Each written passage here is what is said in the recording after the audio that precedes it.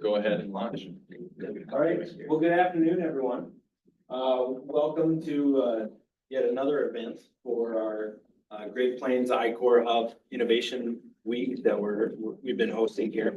I'm Chad Alvin. I'm the director of the Great Plains I-Core Hub, and just a little bit of introductory for those that aren't aware what the Great Plains I-Core Hub is and what we do. Largely it's focused, it's a National Science Foundation funded program that is really used to help faculty and students, graduate students, postdocs, and even undergrads, we've extended it to, kind of figure out how to take an innovation and turn it into the potential of a business or the potential to commercialize down the road. And so it's really structured to basically teach. There's a curriculum to it that we have instructors that'll take students through and their entrepreneurial team, which usually consists of an entrepreneurial lead, a faculty lead, and an industry mentor, basically through a 5 to 6 week course, depending if you count day 0 or not as part of the course. But essentially to take this deep dive into finding out, hey, does my technology, what I'm thinking, society might want or industry partner might want, is that real? Because a lot of times, as an inventor myself, we get sucked into this. Well, I think I invented it. I think it's the best. But is that reality? And so we really structure kind of that customer discovery process, teach you the tools to be successful in identifying and finding out, hey, does my idea, does my technology have potential for commercial success? And so it's kind of that first step towards, forming a business, or like I said, having the potential thought of doing some technology transfer down the road. As I mentioned, we've got a really exciting week of programming here for our Innovation Week.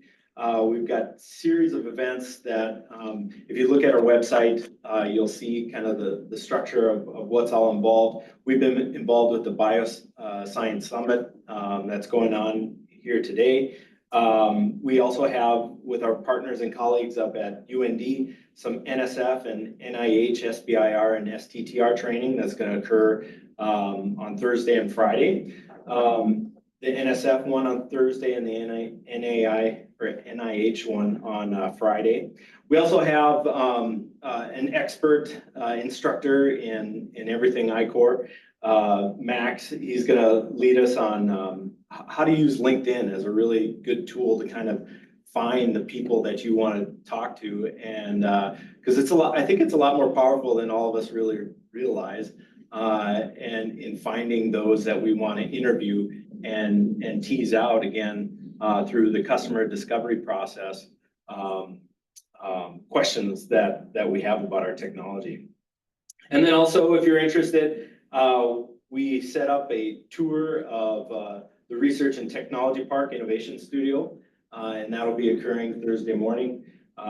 Really great facility, outstanding pieces of equipment, and the availability to get like a membership there. If you're so interested, I know we have companies around the area or employees of companies around the area that have membership just because they like to tinker and work on different things on their own. We've got students that have memberships. We've got faculty on campus that have memberships. So it's a really neat opportunity to see that. But today in this session, Innovate and Launch session, we're basically going to go through, we've got 3 outstanding speakers, and I won't stand in the way anymore of them coming up here and sharing some of their experiences in either launching an idea, protecting an idea through intellectual property protection, USPTO, working with them, and then also some of the basics of how to build out a business, in terms of how do you fundraise, what are some state incentives, what are some programs that one can take advantage of. So a diverse set of speakers we have here. And the first one is Eric Gjerdevig, Executive Director of NDSU's Center for Professional Selling and Sales Technology. Eric is the Executive Director, and in his role, he specializes in delivering experiential courses centered on sales skills, processes, and technology. With a focus on early career sales professional development, Eric is committed to refining human-to-human sales skills and abilities.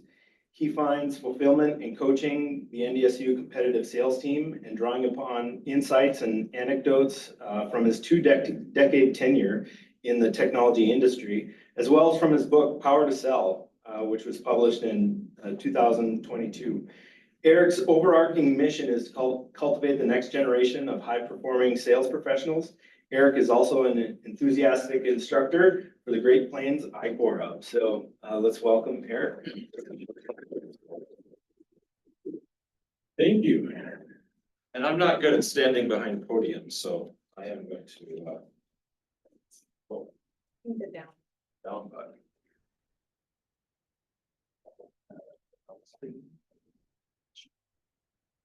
First technical challenge is going to be Connectivity here.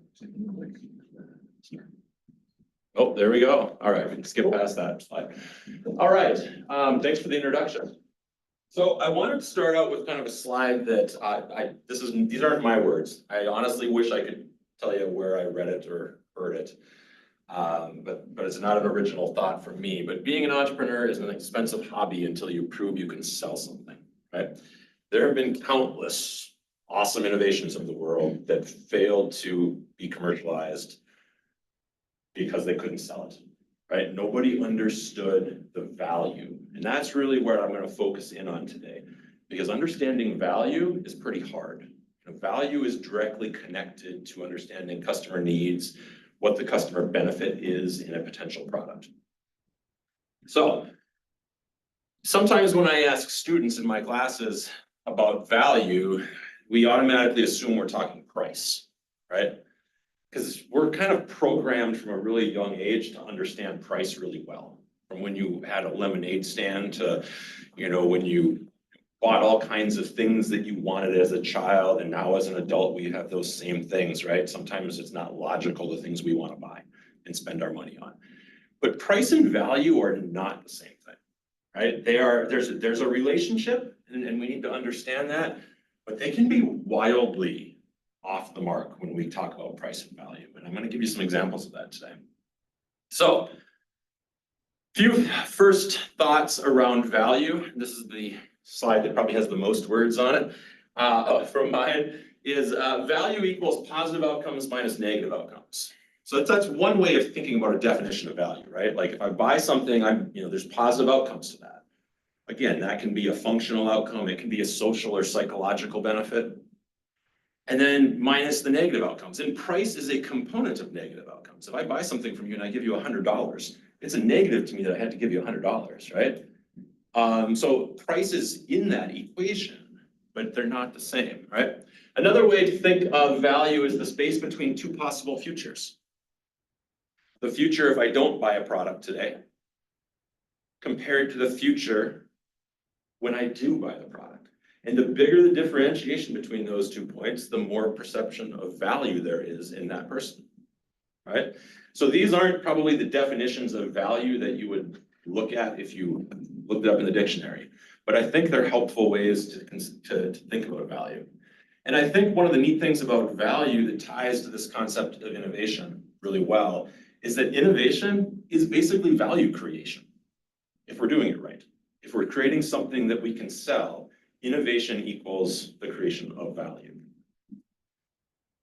All right, so here's now where we're going to get a little more complicated. Oh, wrong way.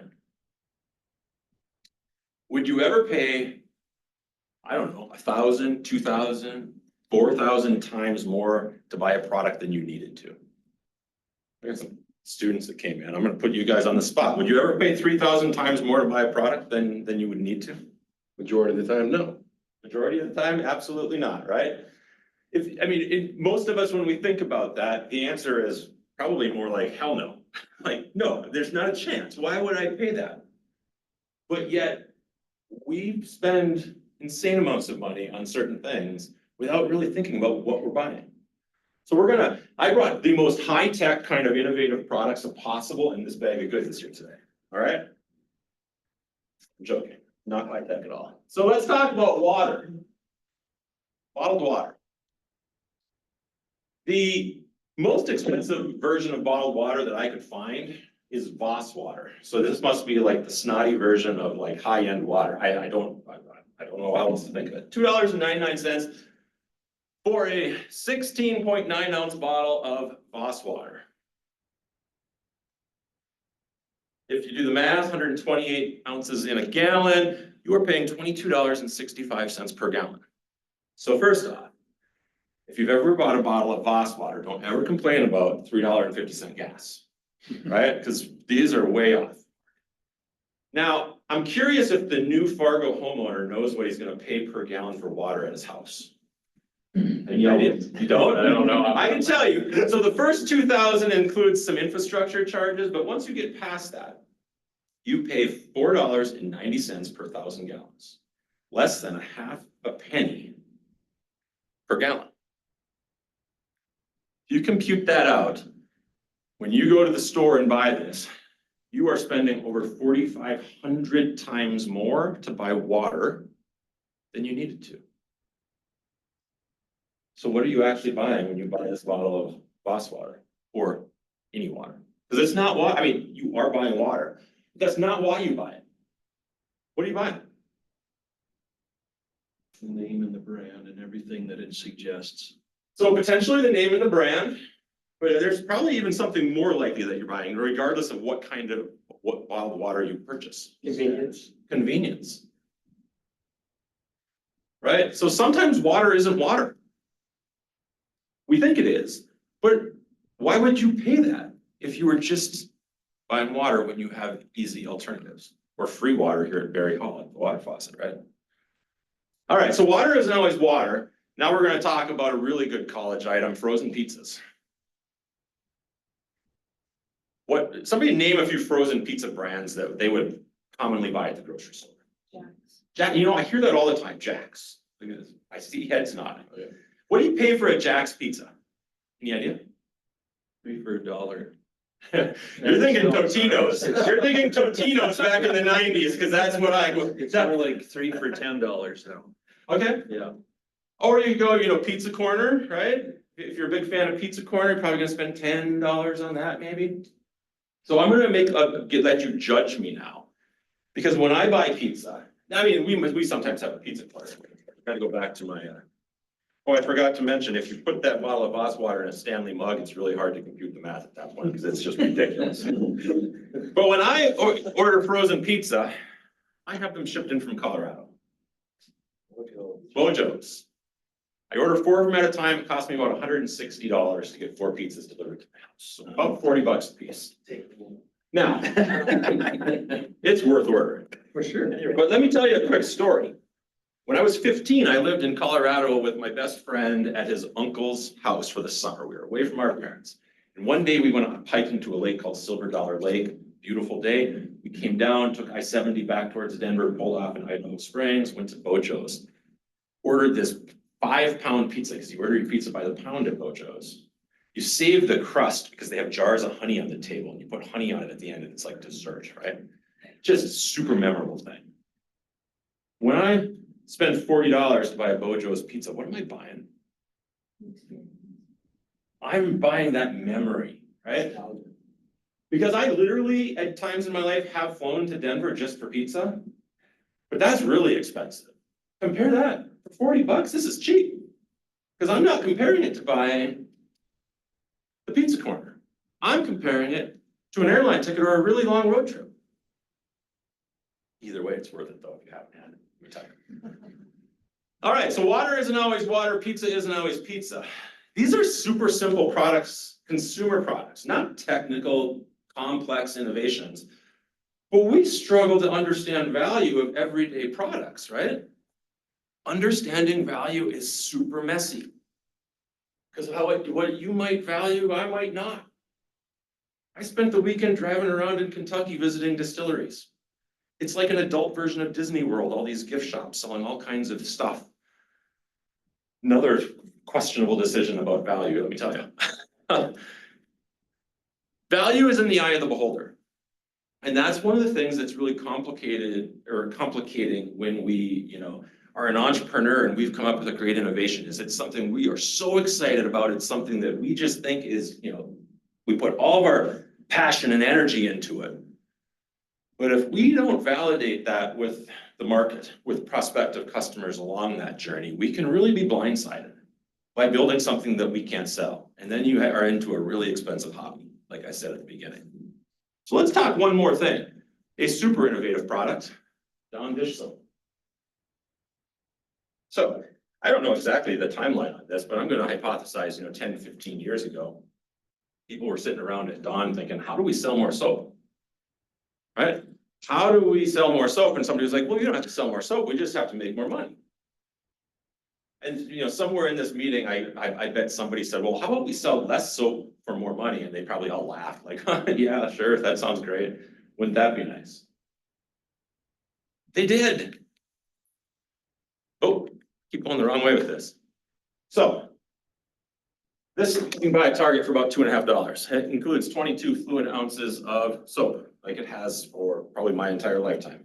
You can buy this thing, which includes 16 fluid ounces of a much more watered down version of soap. If you can trust Google, I'm not sure if you can, but if you can trust what Google says, somewhere in the vicinity of about 20 to 25% of that bottle is in this bottle. So you can spend $2.50 to buy 22 fluid ounces of soap, or you will spend close to $6 to buy 16 ounces of watered down soap. Which one do you buy? I buy this one too. It's so nice when the sun comes right out of it on this stuff, right? Talk about being innovative. This is, I know it's maybe not the innovation that we all think about, but when we think about consumer products, think about the innovation that was to this company. Being able to sell significantly less product in terms of what people think of as their product for substantially more money. Because let me tell you, the spray bottle existed long before this. It wasn't much of an, innovation. But packaging and pricing it in the way they did and delivering it was a wildly innovative move by the companies that took this approach. So right there's 3 everyday products that you guys probably all have bought, used, understand, and maybe a different way of thinking about it as it relates to value and understanding how customers look at value. I just had to put this one up here because I thought it was funny. My wife stumbled upon this while we were driving around Kentucky this weekend. I don't understand this one. I can't explain the pricing strategy or how anybody would value this, but this is the Louis Vuitton Nike collaboration. And if by chance you are a men's size 6.5, you're going to pay $300,000 for that pair of shoes. I just had to put that into a presentation somewhere this week, so it went into this. All right, at the end of the day, what I'm getting at here, I think that was my last slide. At the end of the day, where I'm getting at is value is really messy. Value is not price. People, we make emotional decisions. We make psychological decisions. It's not always logical how we look at understanding the value of a product. But if you're going to sell a product, you have to understand how your customer values it, or you're really going to spin your wheels. You're not going to be as successful.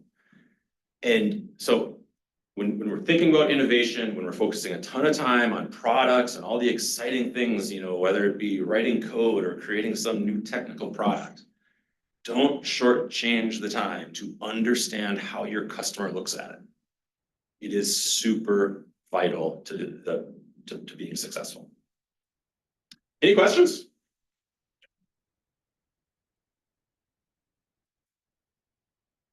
All right. Questions for Eric?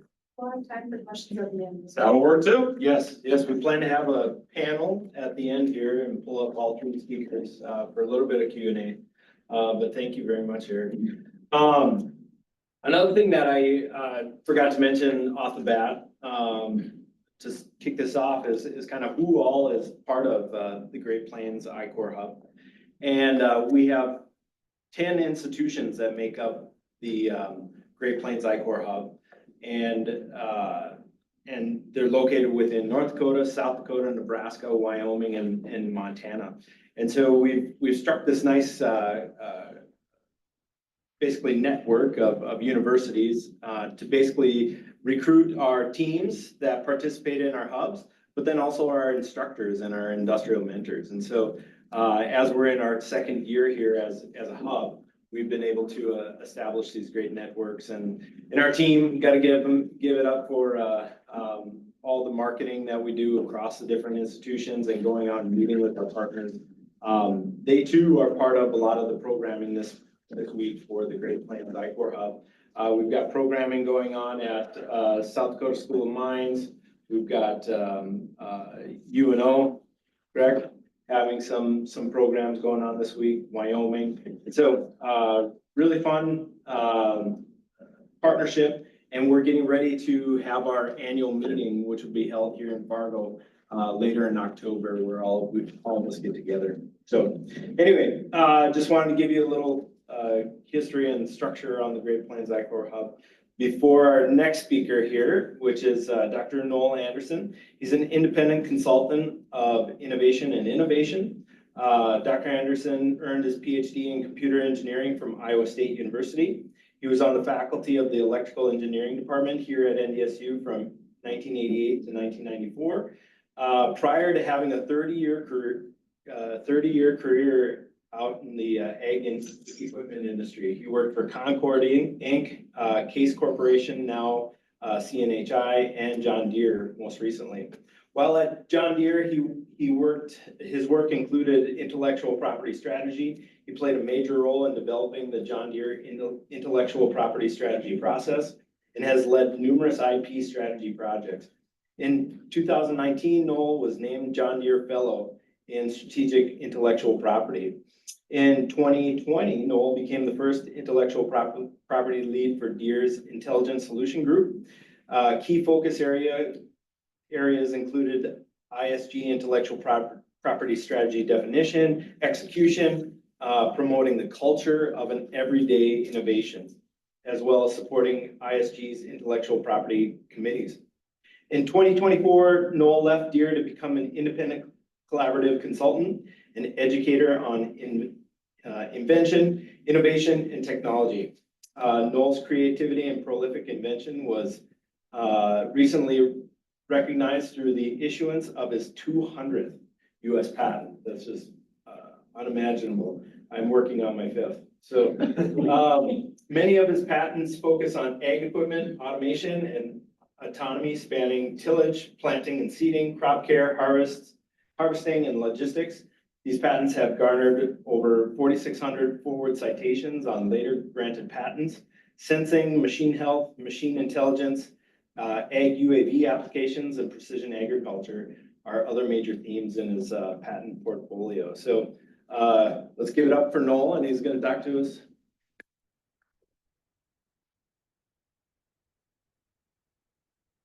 Thank you. And I've got a few prompts too.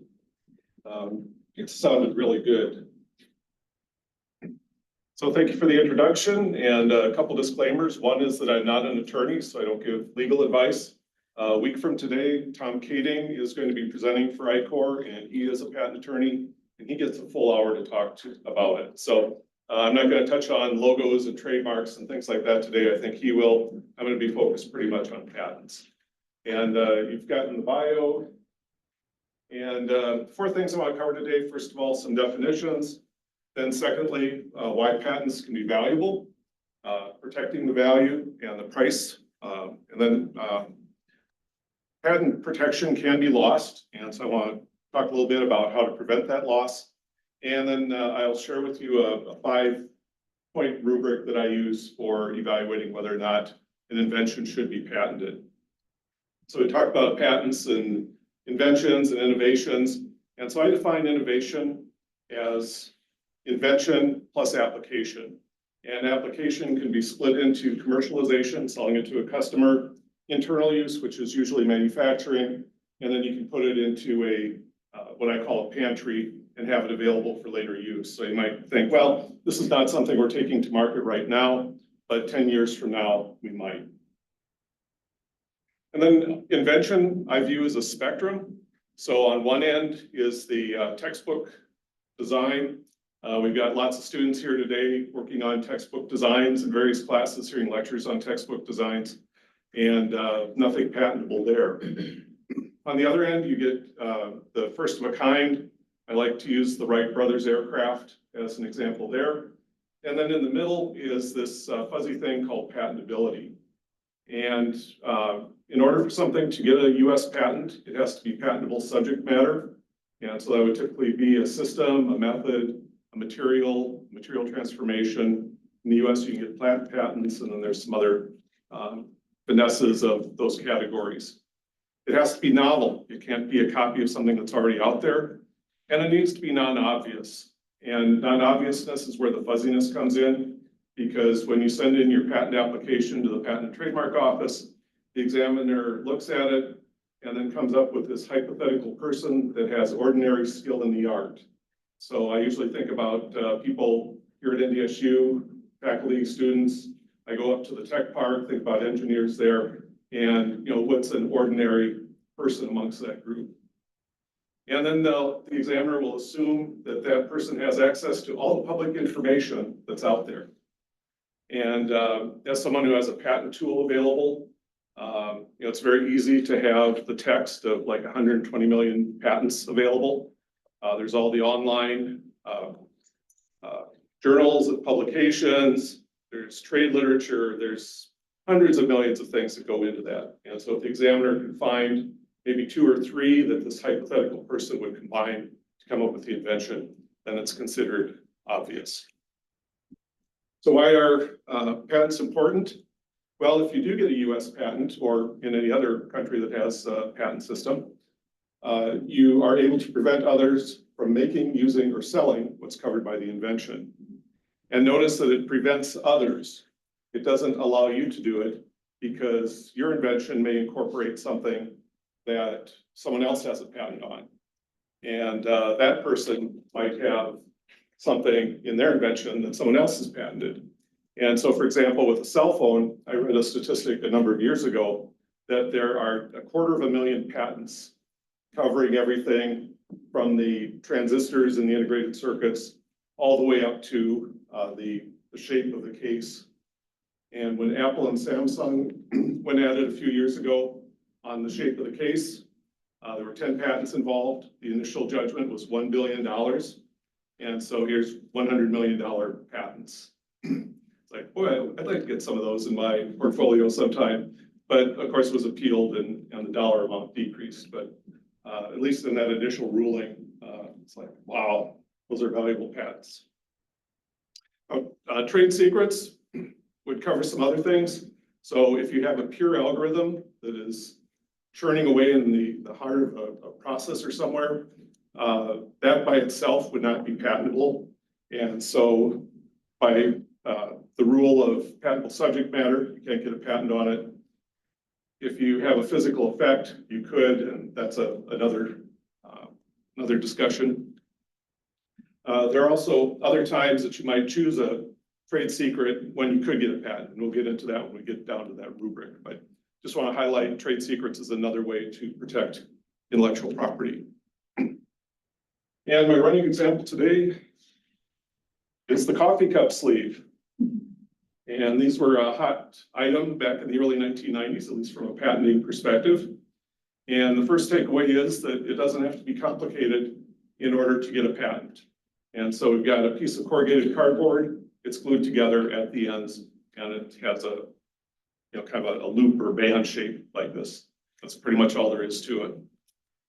And the patents on these protected tens of millions of dollars worth of value, right? I shouldn't say value of revenue. And the early ones did not cover as much as they should have, because there could have been one patent. I think of Lord of the Rings, one ring to rule them all, well, one patent to rule them all, but they went kind of narrow. And so if you go around to most places where you get the sleeves, there's 2 dominant designs that have persisted over the 30 years. One is the corrugated cardboard design, and the other is the quilted cardboard design. There's actually 2 versions of the quilted cardboard. There's one that just has negative indentations, and there's one that has positive and negative, and I can't tell the two apart, but there's two patents out there. So takeaway lesson there is that as you are developing a patent and working with a patent attorney, try to go as broad as you can and don't leave coverage on the table. But we're going to talk about value again, and we had a good discussion of that. Yeah, if you're dealing with consumers and, what do consumers value? What are they willing to pay for it? Like, $300,000 for tennis shoes, I'm not quite there. But in other industries, it's a little bit more straightforward. So I was in ag, and so it's like, oh, well, this feature has a 2 bushel per acre benefit for corn. And so it's like, okay, 2 bushels per acre, $4 a bushel. So there's a value of $8, and oh, we have to pay something. And so you can start working there. So it isn't as bad as it sounded in the previous presentation, but as you get closer to consumer things, and like these, I was trying to figure out, well, how do you value one of these? What dollar value is this worth? Well, the bad things that can happen is you burn your hand, and so then you have a medical bill. Another bad thing that can happen is that your customer drops their cup of coffee because it's too hot, and then they decide they're not going to stop by for a cup of coffee to go anymore. And so those sorts of calculations can be done, but they're harder. So what we've got here are some square pies, and we've got 3 companies. We've got Greenco. Oh boy, my colors got switched around. So it was originally Greenco, Plumco, and Blueco, but it looks like for this presentation, it's Greenco, Blueco, and Yellowco. So in the first situation, Greenco comes in, they get a patent, and because they have a patent on it, and we'll assume it's a fairly broad patent, they're going to have coverage for the coffee cup sleeve made out of cardboard, glued at the ends, and they're going to have that for 20 years. And figure out how many cups are used in a day, how many of these go out to the coffee shop every day, and it's a pretty good number. So that's the volume, and then there's some value associated with that, and we won't try to define that any more than I have. And so that gives us the pie. And then we have a very simple model here. So there's going to be some sales general administration. There's going to be some R&D, which is going to be the cost to develop the invention, figure out how to manufacture it, do some market research to figure out who it's going to be sold to, how it's going to be sold to the channel. And that'll give us our cost. And the cost is hopefully less than what the value is. And usually we split I don't know what they do with those shoes that are $300,000, but at least for the stuff I've been involved with, you always want to have the price below what the value is. And so you're basically splitting the benefit with the customer. And so we've done 50-50 in this example, and life is good. So for 20 years, we can have the pie to ourselves. Now, if Blueco had come in and been first, then Greenco is going to have to sit on the sidelines, and Blueco is going to be the one. What we have here on the right side is the situation where there's no patents. And so Greenco comes in, they identify the product, they do the research, and so they've got the big R&D expense, and so then they set the price, and life is good for a while. But then Blueco says they're going to come in, they can be copycats, and when you're a copycat, you don't have to spend as much on R&D. And then they look at the pricing and they say, well, yeah, I think we'll price it the same as Greenco, and we'll take a larger margin. And then Yellowco sees what's going on, and they say, hey, we can get in. So they get the copycat R&D expense, and they take a different approach to pricing. So they say, we're not going to price it the same as the other guys. We're going to price it less and try to go for more margin. And in this example, they're able to price it at Greenco's cost. So if there gets to be a pricing war, Greenco loses the ability to make a profit. They're probably going to exit, and then Blueco and Yellowco are going to fight it out. And so what you have is the difference between what's on the left with a patent and being able to have control of that feature and the margin and the profit that comes with it for 20 years versus fighting it out in a crowded market. So you're not going to have 100%, and then you're going to have price pressure that's going to decrease that that profit. So, I talked about, the invention itself, but there's some other things that, you might also want to consider inventing along with it. User experience is a big thing, and so is there a dispenser that might make this, more pleasant to use, easier for the barista, easier for the person at the end of the coffee line as they're grabbing their coffee and heading out the door? Is there a feature that could be added? So sometimes when you get your coffee, it's too hot, and then you're trying to figure out, well, I need to let it sit for a little bit. If you're waiting for it to sit yesterday when it's 90 degrees in Fargo, that gets to be a while before it cools down. We're not too far away from those days when it cools down too fast. And so if you have a little temperature sensitive die on here, you could have the sleeve indicate the temperature of the coffee. And then you don't have to have exact numbers on here, but just some bars. And it's like, yeah, when it gets down to 4 bars, that's when it's the perfect temperature for me. And I'm gonna pick it up at the stoplight and take a sip. For manufacturing, we mentioned that manufacturing processes were patentable. And there was actually a patent on scarifying the ends of the cardboard before gluing. And I had to look up what scarify meant. Reading patents is a way to increase your vocabulary. And it just means they rough it up. So, I think of taking a little bit of sandpaper, rough each end, and it makes a better surface for the glue to adhere to. And that manufacturing point was worthy of a patent. Sustainability, using recycled materials, making something easier to recycle. Task unification, again, thinking about research that you might do in developing your product. You go into the coffee shop and you watch people, and they pick up their cup of coffee, put the sleeve in it, grab a napkin, and they're out the door. Well, if you could make the sleeve so that it had the absorbency of a napkin, maybe some of the flexibility of the napkin, what you could do is have the sleeve take on the function of the napkin. And so you grab your coffee, you put the napkin sleeve on, you go off and drink your coffee. And then if you have a few drips or some crumbs you have to clean up, then you can use the napkin aspect of the sleeve in order to do that. And then the other one is the adjacent spaces. And so if you have a coffee cup sleeve, is there something else that might need a sleeve that's hot when you're eating it or drinking it? And so you could get like a hot pocket sleeve. And I did a little research this week, and Hot Pockets preceded Starbucks coffee, but I don't know if what the timing relationship was between the coffee cup sleeve and the Hot Pocket sleeve. But if you're a company making these, maybe you could see about displacing this. Okay, now the warning about patent rights being lost. And these are called patent bars, and the day on which they occur is called a bar date.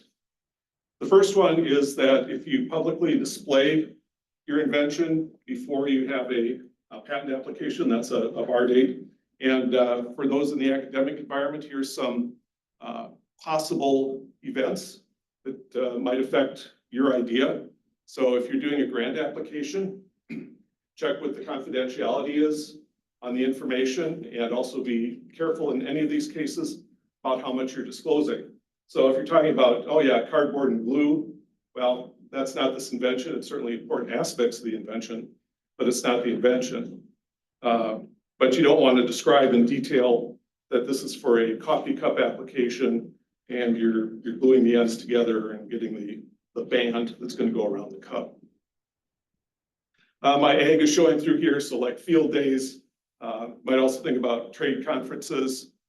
Theses and dissertations are big ones, and a lot of times if the validity of a patent gets challenged in court, it's not unusual to have some thesis or dissertation from some distant university coming in as evidence that, yeah, this was published in this distant country in a strange language on an earlier date.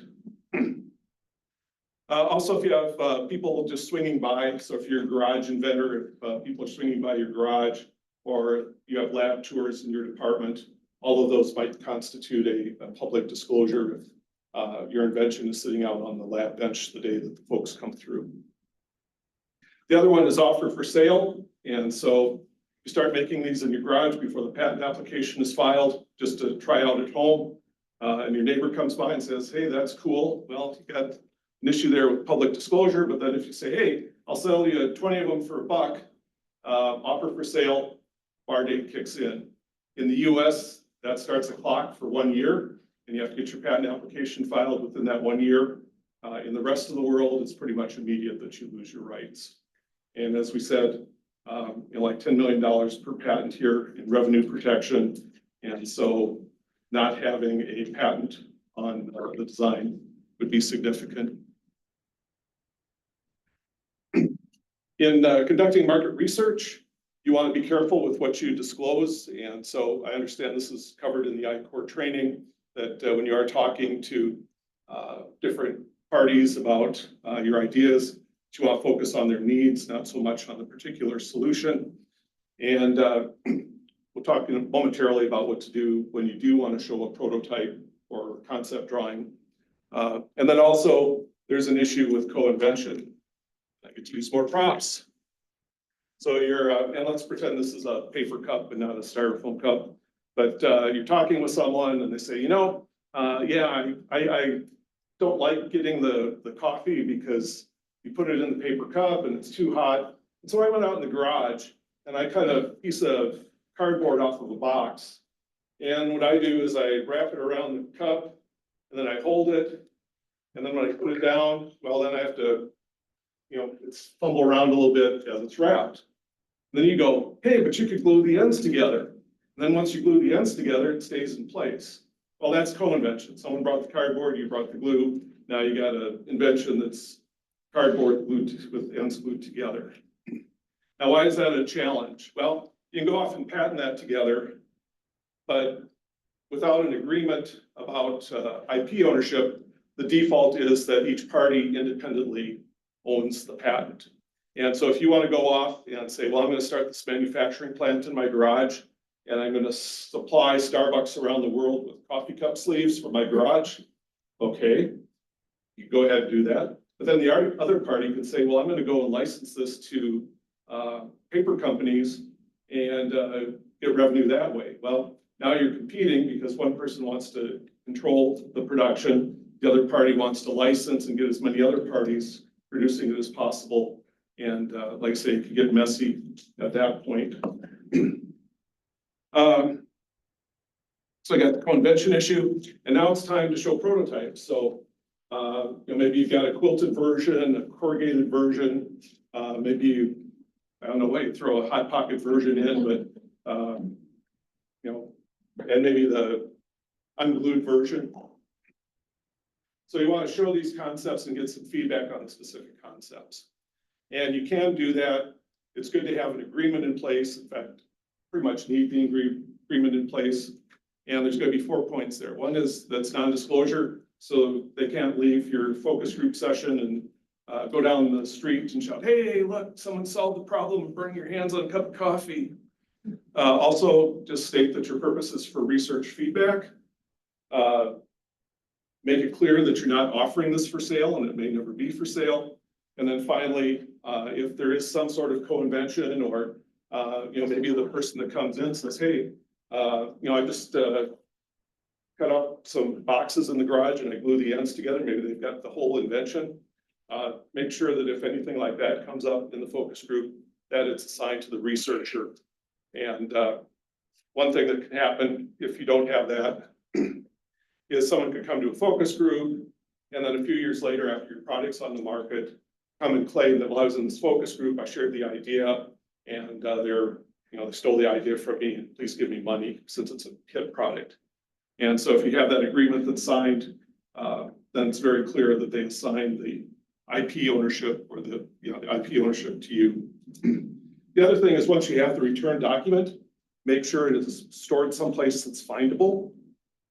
Because what can happen is that the document is needed 5 years down the road. And so then you start scratching heads and it's like, okay, who was in on that focus group from our end? Oh, what did they do with it? Oh, they left the company 4 years ago. And it's a scramble to try to find out what happened to the document. And let's see, oh, and also make sure that the prototypes are returned at the end. And that's to avoid having something get out into the wild and become publicly disclosed.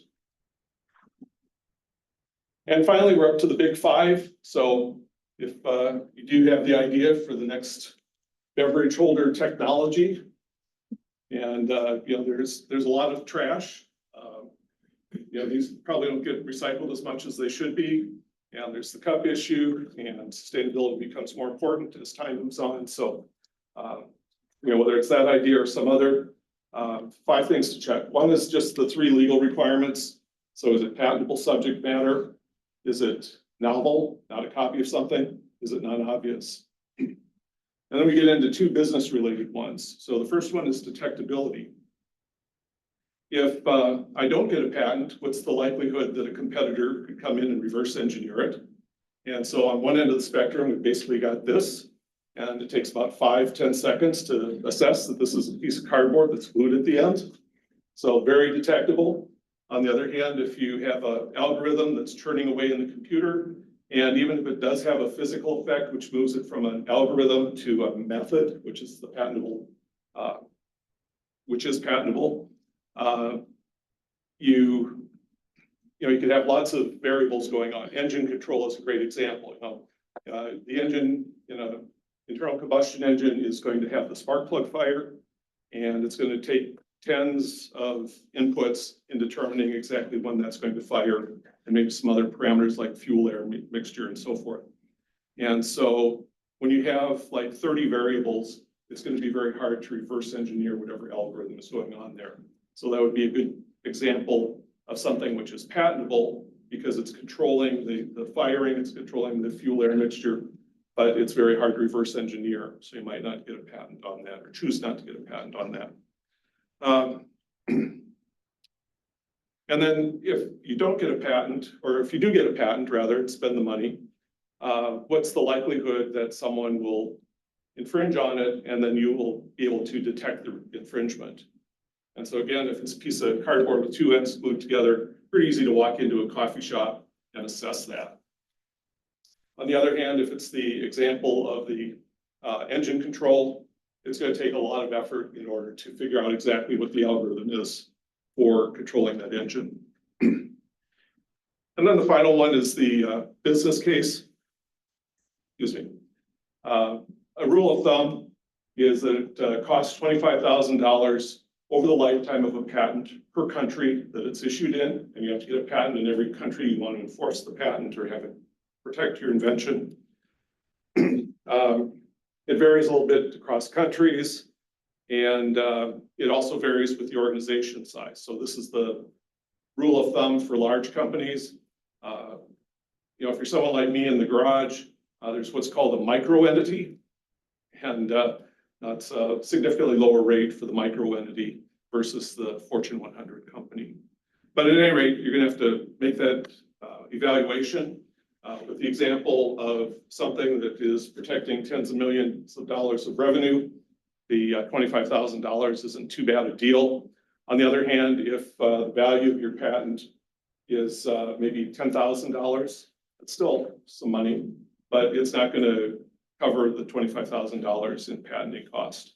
So for economic reasons, you might not choose to seek a patent.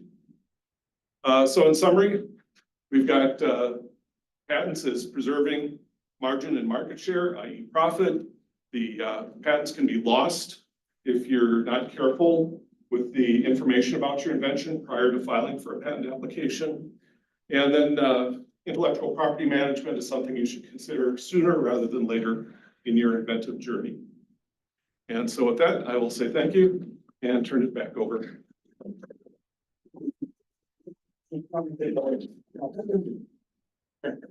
Great, thank you, Noel.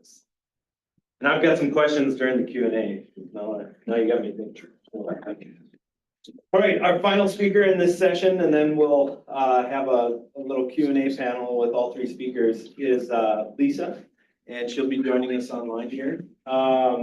Is the founder and chief revenue officer of Gjerdevig, a supply chain platform. And I got to ask her, first question is going to be where she came up with the name. Prior to co-founding Gjerdevig, Verdetos. Lisa had a successful 14-year career in wealth management, business development, operations management, and leadership coaching. Lisa studied financial planning at Northwestern University and emerging financial technologies and blockchain at Columbia University Fu School of Engineering. She is currently a 2025 Master of Science in Supply Chain Management candidate at the University of Minnesota's Carlson School of Management. She had served on the Minnesota Blockchain's Board of Directors and had been an ILT Academy's Director of Partnerships. At home in Fargo-Moorhead, she volunteers time as a startup mentor at ILT Academy and Generator, and recently joined NextGen's Ag's leadership team.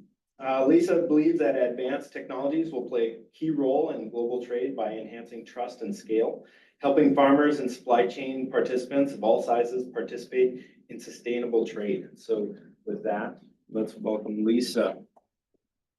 We'll just get everything here set up for Lisa. We'll meet the room here.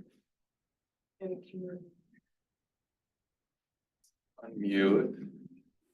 There we go. Perfect, perfect. Okay. I was worried Can you I'd have talk and to we'll set see up if a we can hear you in the PowerPoint. room?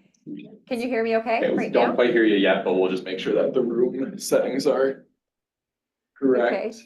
Here, I'll talk just to be testing the microphone here. I don't know if you can hear me right now. All right. Are you able to hear me okay? Still can't hear you. Give us a second. Okay. Here, I'll keep yammering away. Testing 1, 2, 3. Okay.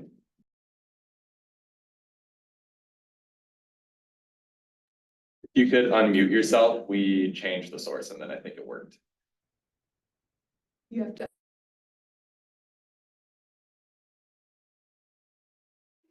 How is that? Any luck? You can hear me? Okay, perfect, perfect. Okay, well, hello everyone. Just wave at me because I can't hear the room for some reason. I wonder if it's been blocked. But just let me know if there's wave again at some point if there's any issue at all. Definitely happy to stop. I am one of the founders and I'm one of the founders and the Chief Revenue Officer of Verdetos. We are a platform for supply chain management. We have had a 4-year journey that we've been on, and I'm here to speak to you from the perspective of a founder who was very, very, very passionate about a technology without really having product market fit first. So as you'd mentioned, I come from a career of wealth management. I worked in financial planning and wealth management for 14 years, had a pretty darn healthy retirement account saved up, and a very reliable career, and decided to segue into the wonderful world of startup madness, which I wouldn't give up for anything, but I would make decisions differently along the way, just to save time and money as I've gone through the process. So looking to focus on sharing that journey with you. I founded Verdetos with my partner, Aiden Dowdle. We met at a FinTech boot camp at Columbia Engineering during COVID. Prior to COVID, I was looking to leave the financial services industry with a passion for agriculture and a passion for emerging economies and wanting to better understand farmers and producers in markets around the world and why they were being cut out of supply chains. So the initial problem that I was looking to solve on my end was a passion project. It was more so wanting to understand, hey, if we are meeting with farmers in Indonesia, Peru, Brazil, etc., why are a lot of the smallholder farmers selling their land?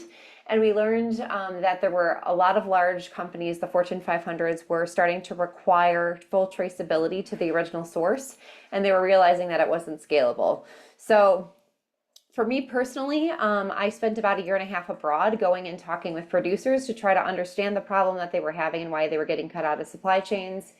I discovered that a lot of it had to do, again, with like the demand for sustainability for ESG data and not being able to scale, but started talking with the mid to large size companies, including Fortune 500s, and had found out that they were starting to buy from larger suppliers and cut out some of the smallholders with the intent of their customers were going to be demanding full traceability. There was also, they were starting to see a heightened demand too in being able to trace carbon in scope 3. And so the solution to that was to basically cut a bunch of smallholders out.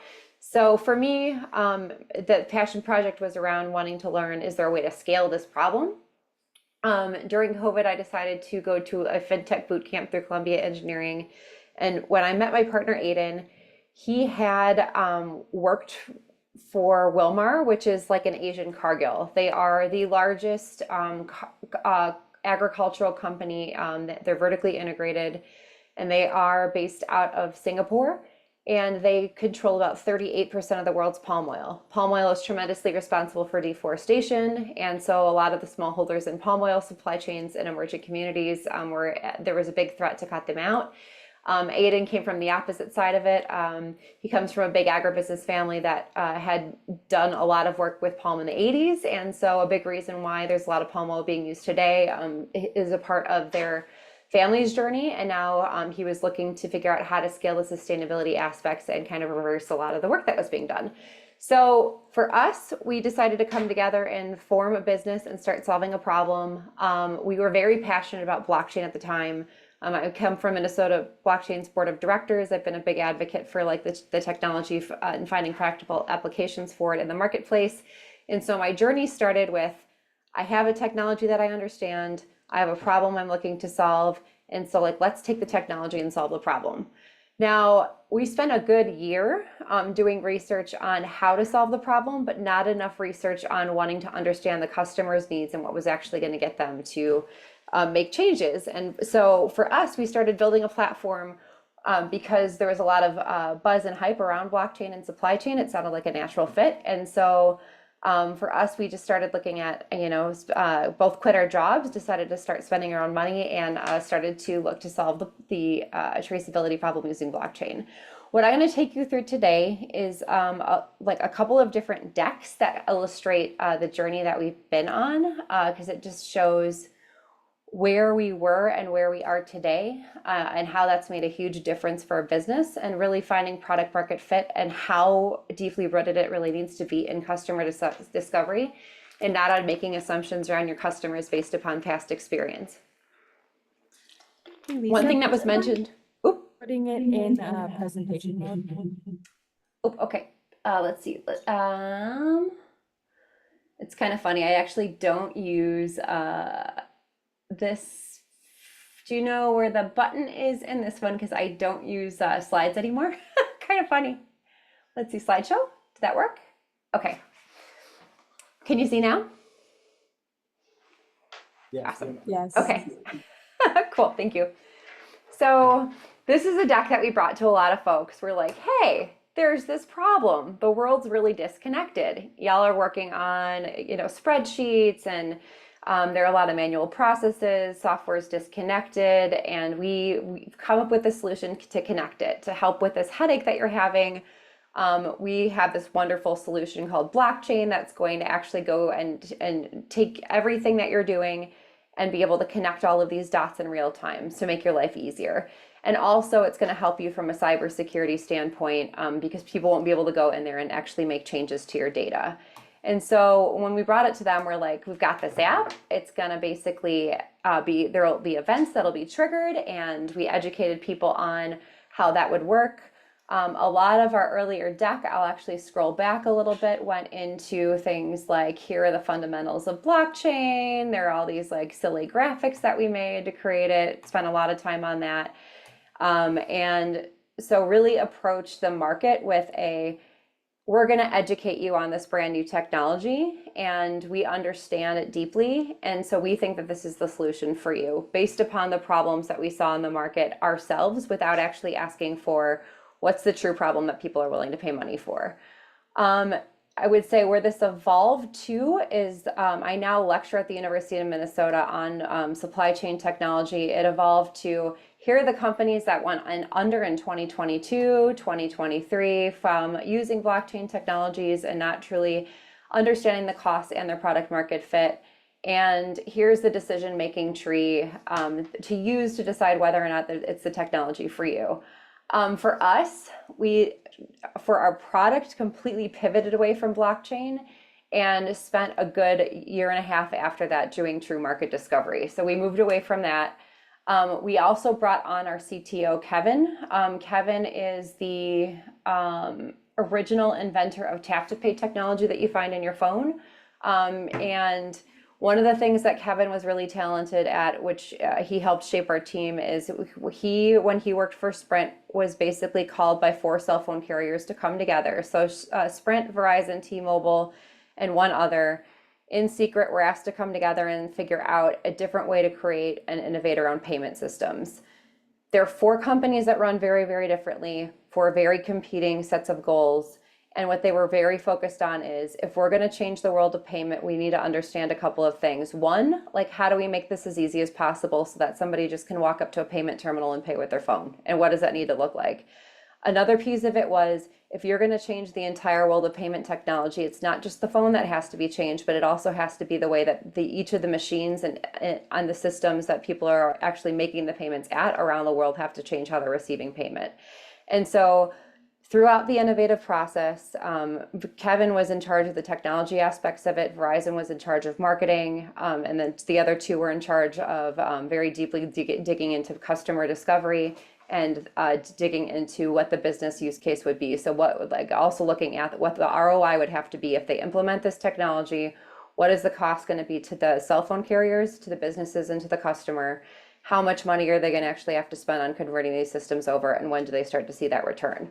And so when Kevin came to our business, he really helped us understand the stuff that we learned in business school years ago, that it really truly is important to understand not just the technology and be passionate about a good technology and a solution, but how do you actually create market change by understanding the true pain points of the customer, and how to start building out a model for adoption that goes beyond just the actual piece of technology that you're building. Like, what are the other things that are going to get in the way from being able to do that?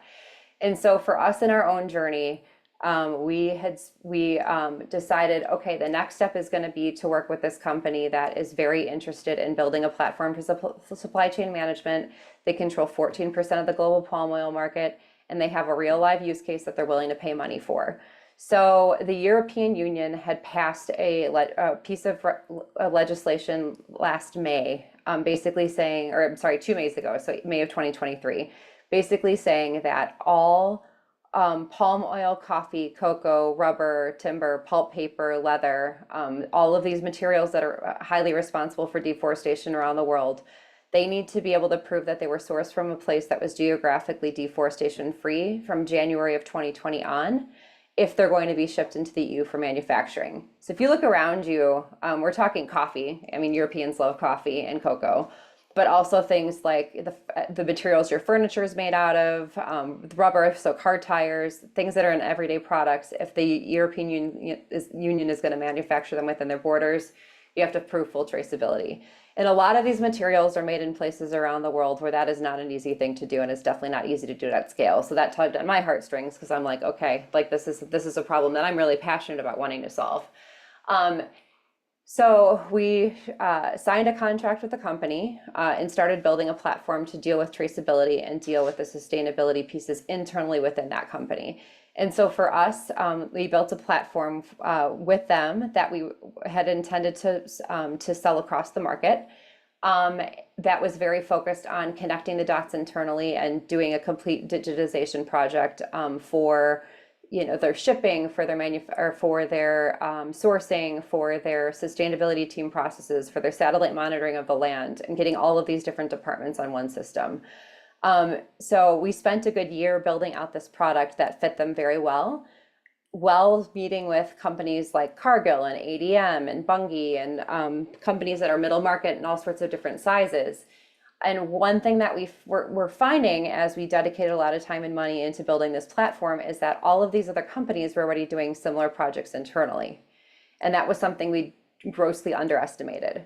So we came into the market knowing that there was this deep need, and had determined that during customer interviews, but didn't realize that the buy versus build piece of that would be could make or break us as a company. And so for us, we had to then look at, okay, so we now have this platform that we can deploy with this very large palm oil company that's changing how they're able to do business and is bringing them a significant return. But a lot of these other companies are building this internally as well. So if we, as a startup who is building supply chain technology and wants to see a networked model, and that's what we've been looking to build, doesn't know if we have a market to sell to, like, what do we need to do? Are we a dev shop that builds a really great platform that we just should sell off to them? Or is there truly a business model in this? We went back to the drawing board and started talking through, okay, if we're looking at our customers and they're not the ABCDs of the world that are these massive agribusiness companies that everybody is wanting to target because they're building their own internal platforms and processes, do we start looking at the upstream? One thing that we found in the upstream in the US was a company called Bushel when we did our competitive market analysis. And so there was another piece of that too. In the US, we decided not to compete with them. And that's actually a separate story about how we learned that some of the people that could be considered our greatest competitors are actually a phenomenal partner. And we are partnering with them on a couple of projects, especially in the middle market space. Now, within global markets, we have shifted our focus entirely to be focusing on the exporters, because the exporters are the ones who are having to carry the burden of proof for this deforestation-free sourcing project. And so what we ended up with was, instead of, and I can actually, let's see, am I still sharing my screen? No, I don't think so. No, you're not currently. Okay.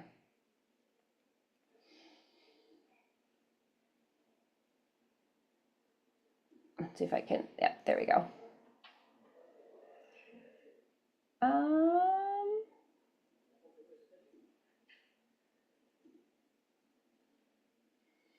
Let's just share my whole desktop. That'll make it easier because we're going to go through just a couple different things.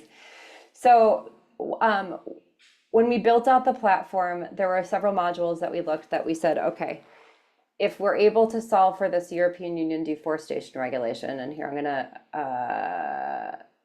I have it planned to toggle like this. This is kind of an experiment for me. So I'm sorry, guys, that this is a little difficult with Zoom up, because there were little boxes that keep popping up and getting in my way. There we go.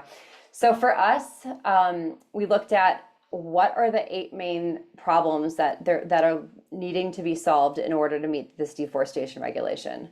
When we first were meeting with companies, we were selling the product like we were solving for their internal problems, and it was difficult to tie that to the true market need. So for us, like what created the biggest shift for us from a marketing standpoint to the businesses that are our true market for what we're looking to sell and for what they've said is the need, we have to be able to prove, okay, like there are these 8 pain points and being able to meet this regulation, and how do we solve for them? When we went to the market initially, a lot of these companies disagreed on who was responsible for what aspects of solving these pain points and for what the law actually said. So we've had to actually tailor our decks to say, okay, Article 9 of this regulation says this, here at a high level is how we solve for it. Like Article 10 says this, here's at a high level how we solve for it. And I've had to literally step by step take companies and educate them on the actual problem, as opposed to educating them on a technology that we thought should be a solution to an ambiguous problem. And I would say that's the biggest shift in our communication. That's something that from our standpoint, it came from a lot of customer interviews, not just asking the what they're doing in their business, but asking a lot of deep questions about like where their actual pain is, what's getting in their way, what are they what keeps them up at night, and like what are the things that their companies are actually willing to spend money on, and being bold about asking those questions. And that really has led to not just creating a product that helps solves for the market need, but actually directly addresses the pain points that we're seeing in the market.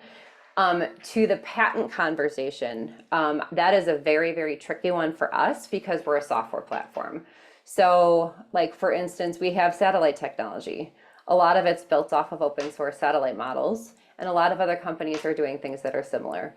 We have a CTO the tap to pay technology was done internally with Sprint. So they drove a lot of that patent filing process, and he has over 50 patents to his name on that.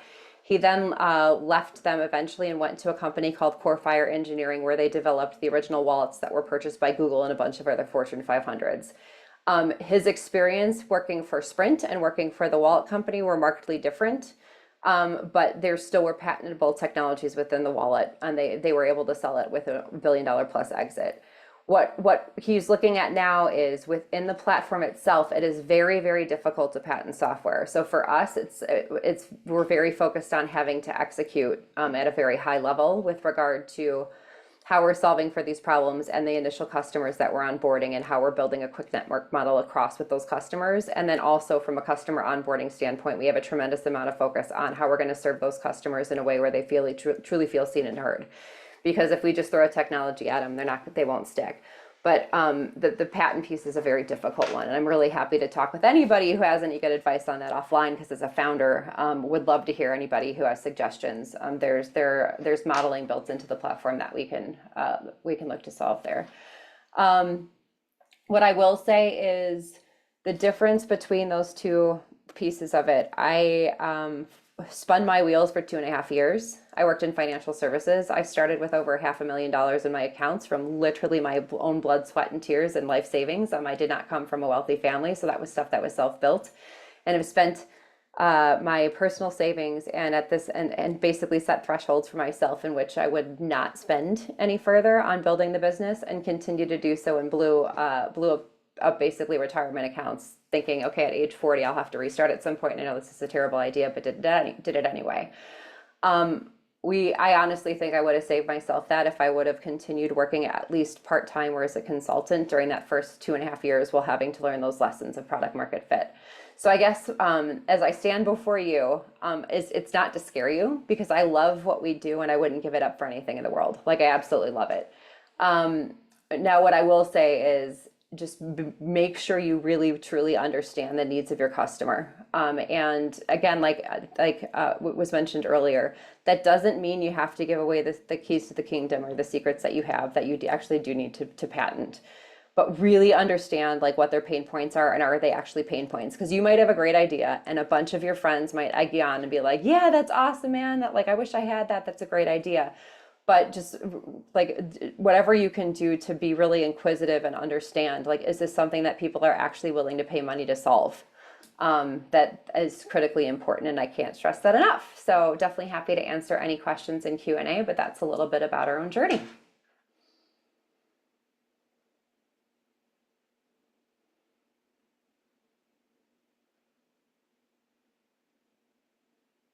Awesome, thank you.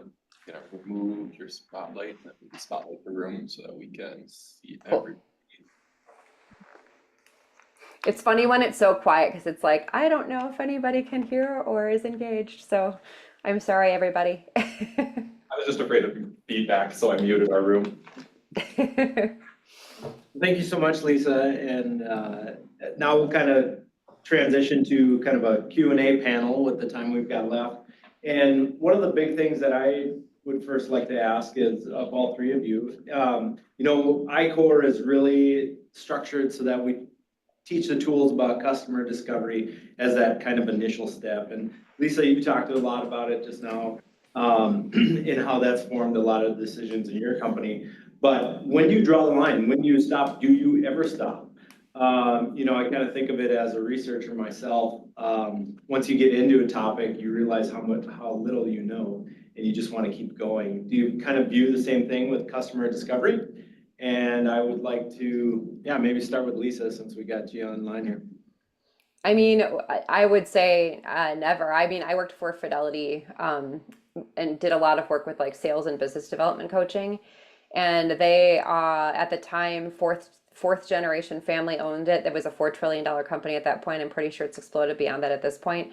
And they had a CRM software that had a feedback mechanism in it for us as people in the field to constantly be providing feedback to them around like what our customers were saying, what their pain points were, like what would cause them to stay with us, what would cause them to leave, things that really resonated with them during the processes of going through different like financial tools and solutions, things of that nature. And this is a very well-established company. They firmly believe that the second that you stop actually listening to the voice of the customers is when your company starts to die. I would say as a founder, like I'm out here physically in Brazil because there is nothing like actually sitting with people and watching how they do their job and how difficult it is with what the tools that they currently have. And then also once you have the product deployed, seeing how people are actually using it. Like, are they using it the way that you intended? Is it actually intuitive? Are there ways that you can be improving that process? So I would say it never, ever, ever should stop. Noel, I know your situation is a little bit different, you know, in terms of working within a large company. How much of the process for your inventions did you use customer discovery, I guess? So just to be clear, I don't work for a large ag company now. I work for a startup. So there are 3 of us that are founders, and we have about 22 on our R&D team right now. So there are about 32 people total in our company. So we're still a baby and we're still growing, but we work with companies of all sizes. So from like producers, so coffee farmers, all the way through like the very large palm oil refineries in Indonesia. Those are our customers. So our market is a pretty wide market, but our business is really small. And we're growing. So like we've only been in production we've only been live since December of 2023 with the first iteration of the product, but the scalable product is scheduled to hit the market in November. Thank you for clarifying. Yeah. Noel, could you talk about your experience? Yeah, so in a Fortune 100 company, there was another group of people that decided who our customers were. And in advanced technology, we had pretty good reign to explore what those needs might be, not only in the present, but also in the future. And another thing to consider is licensing with patents. And so, you know, even though your market might be focused on, and let's say crops, for example, and maybe 10 crops globally, if there are other crops that could take advantage of it, there's always the opportunity to license a patent to a manufacturer in typically in a non-competing area. You know, there's even times where patents are licensed to competitors. Sure. No, thanks. There's a strategic advantage, or in Europe, it's very common to cross-license. And so a competitor will come and say, hey, you know, I think you might be interested in these patents of ours. We're interested in these, you might be interested in our patents, and we're interested in your patents. And then there's a cross-licensing that occurs. I'll let Eric answer and then we'll get to another question. Yeah, you know, you never stop listening to the customer, no matter how small or how big you are. I mean, even a Fortune company like Microsoft still made the Zune, which none of you know what it is. You know, and spent probably hundreds of millions of dollars doing it. So the second you stop listening, I mean, there's no static market out there today, and customer preferences change, competitors change. You have to keep listening. You can become obsolete pretty quick if you're not listening. If you're not, yeah, if you're just sitting around waiting for the next check, obsolete before you know it. Another question? So about a year ago, I was developing a product in California, getting ready to move to California. I got back, got introduced to the Innovative Center and then I-Core. Got a brilliant student that was just, she was supposed to go out and interview 20 to 25 customers. I think she's probably up to about 150 customers now. We started by interviewing restaurants from those guys. She's now talking to the Department of Navy. She's talking to people in Virginia. We'll be down in Austin in December. Friday, we got a big meeting with Shields that'll go forward. We're looking at Costco's. And the thing about it was that, so Bella got out there, and at first, that uncomfortable cold calling and explaining, can't really talk, but you're just trying to see what the customer pain points are. But then she really started finding one, and that's what we do is we take heat transfer and we use wasted heat to make heat. One of the responses she got back pretty much predominantly from all the customers is, can we take that heat and turn it into cooling? And that is a type of system I used to work on when I was in the military. So Bella came to me with that and said, can we do this? And so, so we did patent that product, and right now we're just starting on that product today. We got 14 different engineers that are working on that project at University of North Dakota for us right now. So, so the I-Core program, you know, they're getting that customer discovery out there, seeing what it is, seeing what their pain points are. Yeah, for me, I'm not sure if I'd still even be trying to invent this stuff anymore if I'm just living in California, but yeah, the I-Corps program was a huge success for us. That's awesome. A question that came to my mind, Noel, when you were talking is, I've worked with a couple different USPTO examiners for a couple of my patents, and sometimes you get to talk to somebody, you know, in person, sometimes it's just correspondence. But I've heard there's this myth there, and maybe it's not a myth, that, you know, certain, as part of their structure and reward structure within the USPTO, you know, there's a point system that if they give an inventor a little bit more pain and you have to go back and provide more evidence and keep working, the longer you draw something out like that, the more points they get and actually get rewarded. Is there any truth to that? That you know of?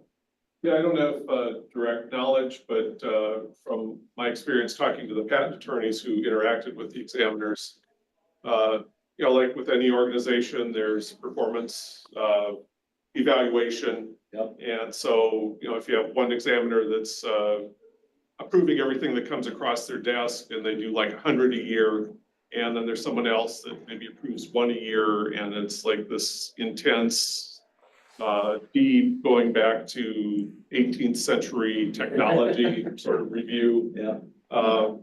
You know, they try to have uniformity, and not only uniformity in quality, but uniformity in throughput, and recognizing that, you know, a new examiner is going to probably take a little bit longer than an experienced examiner and so forth. So yeah, I believe there is some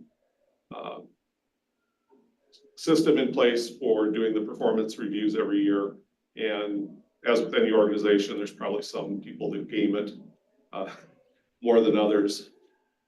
So that always struck me when I first was talking to patent attorneys is, well, you know, they've got kind of a performance kind of metric that can sometimes drag out the process unnecessarily.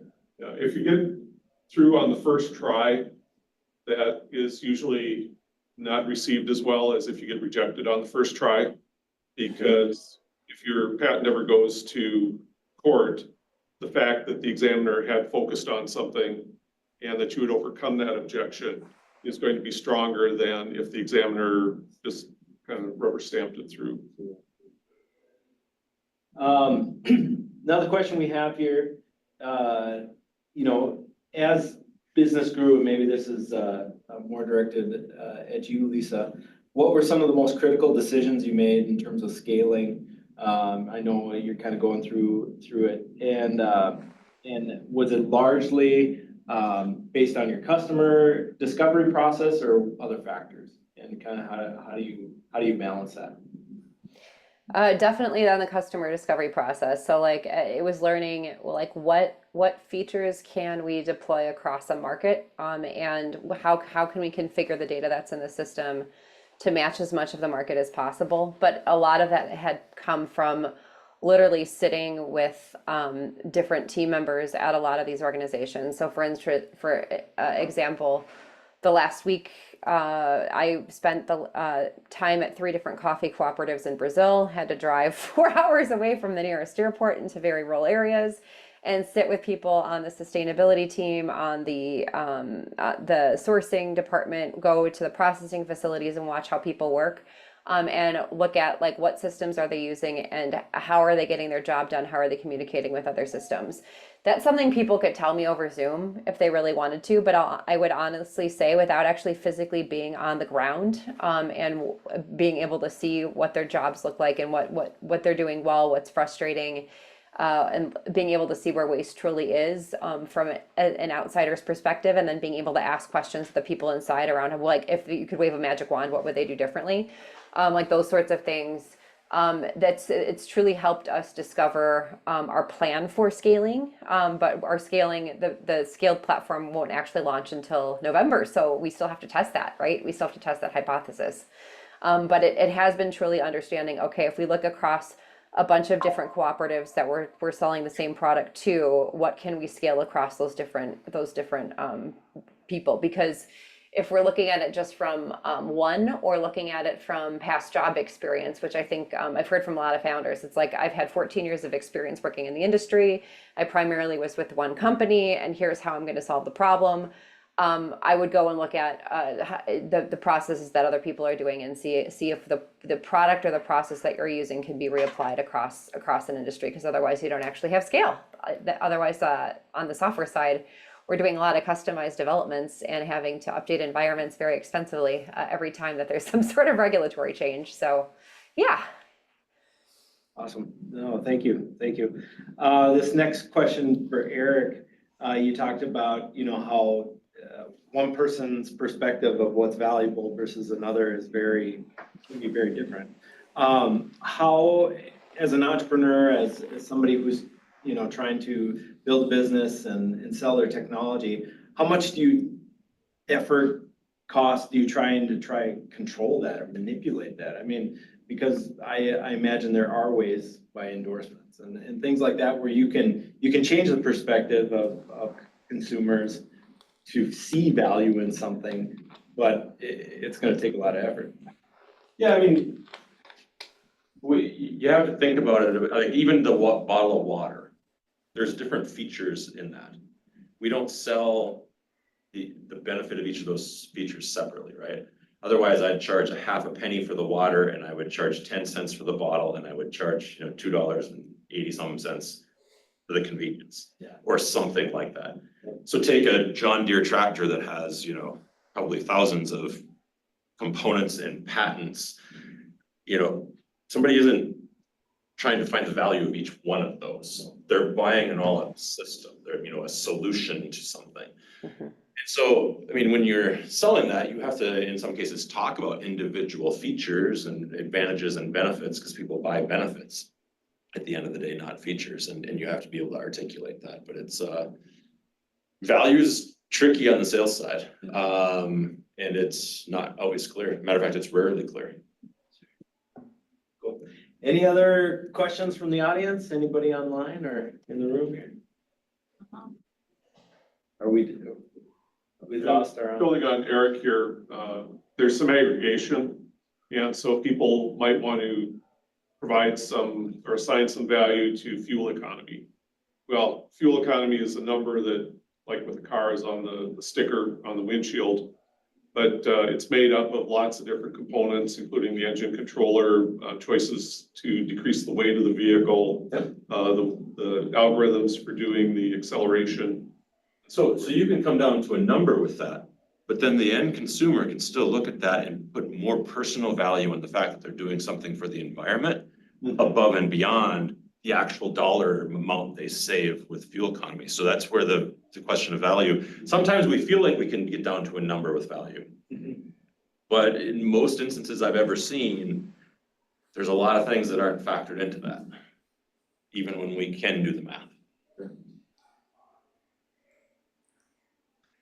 Well, thank you very much, everybody. Let's give a round of applause one more time for our speakers.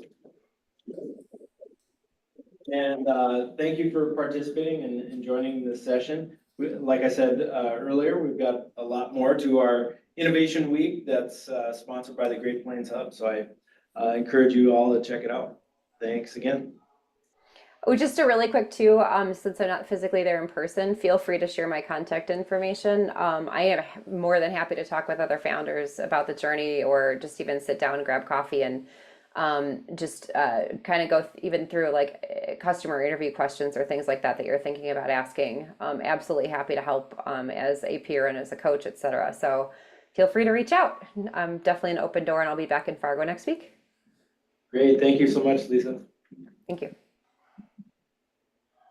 All right. Take care.